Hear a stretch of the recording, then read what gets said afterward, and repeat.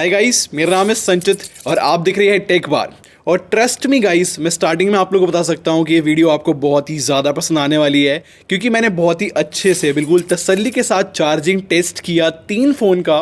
अब यहाँ पर मेरे पास सबसे पहले Oppo Reno 4 Pro, ये आता है 65 वोट के सुपर वूक 2.0 चार्जिंग टेक्नोलॉजी के साथ। सेकंड फ़ोन मैंने किया इसी प्राइस रेंज के आसपास का Samsung Galaxy S10 Lite, और मैंने इसको चार्ज किया 25 वोट के सैमसंग के चार्जर के साथ। और साथ में मैंने जो है थोड़ा सा टेस्ट को और इंटरेस्टिंग बनाने के लिए iPhone 11 रख दिया, और इसके बॉक्स के अंदर 5 वोट का चार्जर आता है, तो मैंने उसी के साथ चार्ज किया।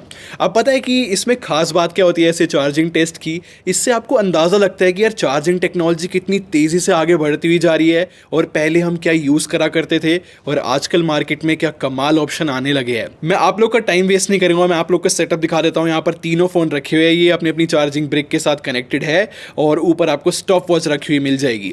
और मैं आप लोग को बता देता हूं कि मैंने इनको अच्छी तरीके से ड्रेन कर दिया था। तीनों फोन बिल्कुल डेड थे, ऑन तक भी नहीं हो रहे थे। और जैसे ही मैं आप लोग को थोड़ा सा आगे स्टेप कर दिखाऊं, तो कट कर दिखाऊं, तो आप लोग यहां से देख सकते हैं कि जब तक फोन मतलब ऑन हुए, तो मैं उनकी डिस्प्ले सेटिंग में जाकर जो हूँ ऑलवेज ऑन मतलब कर रहा था कि बार बार ऑफ ना हो जाए 10-15 मिनट के बाद। तो मैंने वो जब तक सेटिंग करी, इन सब चीज़ों में मेरे को जो है 3 मिनट 36 सेकंड लग गए थे, और फोन ऑलरेडी ऑन हो चुके थे। बट मैं अगर आप लोग को चार्जिंग के बारे में बताऊं, तो Oppo Reno 4 Pro जो है 15% तक चार्ज हो गया था, और Samsung S10 Lite जो है सिर्फ 6% तक पहुंच रहा था तब तक। और सबसे फनी बात तो ये है कि जो आईफोन है वो 0% पे ही था एक तरीके से, क्योंकि वो अभी तक ऑन भी नहीं हुआ था। और अगर मैं आप लोग को थोड़ा सा टाइम फॉरवर्ड करूं कि 5 मिनट में कितना चार्ज हो गए थे फ़ोन, क्योंकि 5 मिनट का मार्क बहुत ही इंपॉर्टेंट रहता है, तो 5 मिनट के अंदर अंदर जो है Oppo Reno 4 Pro अपनी 65 वोट की चार्जिंग टेक्नोलॉजी के साथ क्रेजी 23% तक चार्ज हो भी चुका था। और जो सैमसंग का S10 Lite है वो 9% तक चला गया था।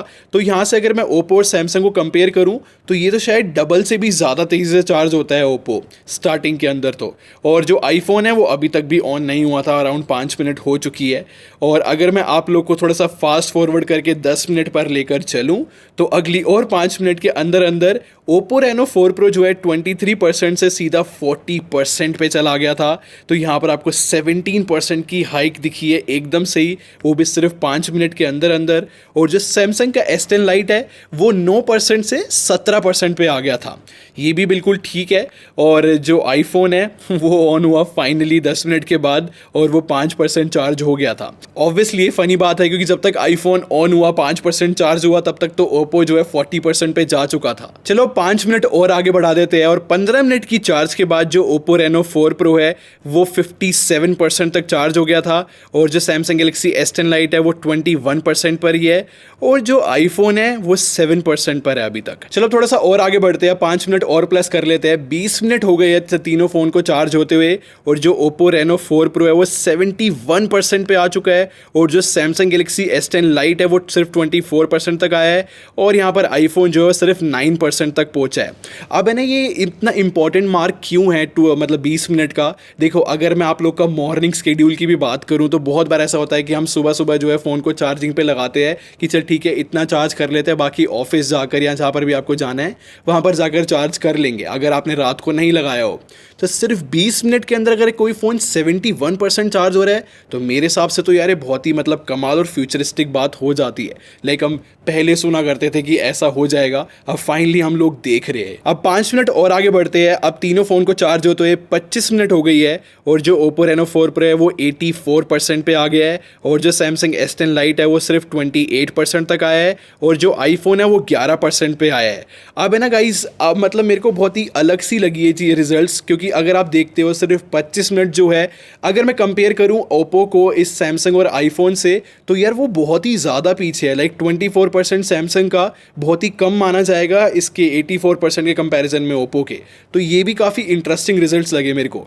लाइक मेरे को ये बहुत अच्छी चीज़ लगी कि जो ओप्पो के अंदर बैटरी जो सेल्स लगा रखे हैं इन लोगों ने, वो मतलब इतनी कैपेसिटी रखते हैं कि सिर्फ 25 मिनट के अंदर अंदर 84% तक चार्ज हो जाता है। एक मैं आप लोग को फैक्ट बता देता हूँ कि जितने भी फ़ोन है मार्केट में वो 80 या 90% चार्ज होने के बाद काफ़ी स्लो चार्ज होते हैं, बाकी 100% तक। तो उसके रिजल्ट्स मैं आप लोग को दिखाता हूँ। फिर से 5 मिनट और प्लस कर लो। अब आधा घंटा हो गया तीनों फ़ोन को चार्ज होते हुए, और जो ओप्पो है वो 93% तक चार्ज हो गया है, और सैमसंग जो है सिर्फ 51% पे हुआ है, तो यहाँ पर हमें ह्यूज डिफरेंस देखने को मिल जाता है। और आईफोन तो अभी तक सिर्फ 14% पर है, तो मतलब ऐसा लगता है कि आईफोन तो अभी शुरू हुआ भी नहीं है। मतलब अगर बात करें तो आप 5 मिनट और प्लस कर लेते हैं। 35 मिनट की चार्जिंग के बाद ओप्पो रेनो 4 प्रो जो है 98% पे आ गया है, और जो सैमसंग है वो 33% पे आया है, और जो आईफोन है वो 16% पर है। अब यहाँ पर जो है मैंने आप लोग को बताया था कि स्लो चार्जिंग शुरू हो गई है। अगर हम कंपेरेटिवली पुराने वाले से कंपेयर करें तो यहाँ पर ओप्पो ने थोड़ी सी अपनी चार्जिंग स्लो कर दी है। स्टिल अगर मैं इन कॉम्पिटिशन के साथ कंपेयर करूँ तो वो तो अभी भी बहुत पीछे है। बाकी मैं आप लोग को इंटरेस्टिंग बात बताता हूँ, अगली 1 मिनट के अंदर भी ओप्पो रेनो 4 प्रो जो है 100% चार्ज हो गया था। तो सिर्फ 36 मिनट लगी है ओप्पो को फुल चार्ज होने में 0 से 100%। बहुत ही इंटरेस्टिंग बात है। और वहीं पर जो सैमसंग है वो 36 मिनट के अंदर सिर्फ 34% चार्ज हुआ है, और आईफोन जो है 17%। तो मैंने रिजल्ट्स को और आगे बढ़ाया। अब मैं आप लोग को अगली और 5 मिनट में दिखाता हूँ। 40 मिनट के अंदर अंदर जो सैमसंग है वो 37% चार्ज हुआ है, और आईफोन 19%। अगर मैं आप लोग को थोड़ा सा और एक्सटेंड कर बताऊं तो मैंने अगला कैमरा जब ऑन किया था वो 52 मिनट्स पे किया था। उस टाइम पे सैमसंग 48% पे था और आईफोन 24% पे। ऐसे ही जो है मैंने कैमरा फिर सीधा 1 घंटे 1 मिनट बाद ऑन किया था, और उस टाइम पे जो सैमसंग है वो 53% पर था और आईफोन 28% पे। और ऐसे ही जो है मैंने अराउंड फिर 20 मिनट बाद कैमरा ऑन किया, तो 1 घंटे 20 मिनट बाद सैमसंग जो है 84% चार्ज हो चुका था, और जो आईफोन है वो 39% चार्ज हो गया था। ऐसे ही जो है फिर मैंने दोबारा कैमरा ऑन किया 1 घंटे 34 मिनट के करीब बाद, तो उस टाइम पे जो सैमसंग है वो 93% चार्ज हो गया था। तो ये ठीक है बिल्कुल, और आईफोन सिर्फ 48% पे ही था। बाकी अच्छी बात ये है कि 1 घंटे 45 मिनट के बाद जो सैमसंग S10 लाइट था वो 100% चार्ज हो गया था सक्सेसफुली, और जो आईफोन है वो सिर्फ 51% चार्ज हुआ था।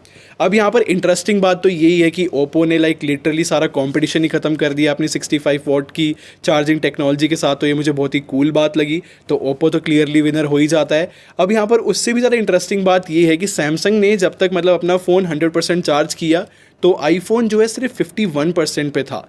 तो अगर आप सुबह या रात को चार्जिंग पे लगाना भूल भी जाते हो तो आईफोन काफ़ी लेट रिएक्ट करता है।